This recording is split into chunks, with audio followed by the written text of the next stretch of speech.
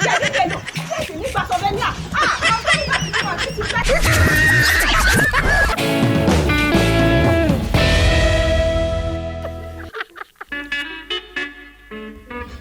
everyone, this is your girl, Afusa. For those of you that say we will not go far, Atupada no far only. We are now in Osogbo. Yourself is here to come and cook perfect food. We have our tomati, we have our siki, we have our semo, we have our ejapala, we have everything here. So let's begin, because today's special food is going to be a special one. Are you playing? What type of playing is this? This is playing. So as you can see, we are mixing our chicken already. So this is the ingredient. But the way I'm seeing this maggi will not be enough for this chicken.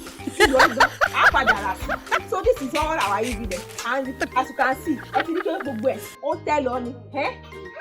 Is it not too small? Ah,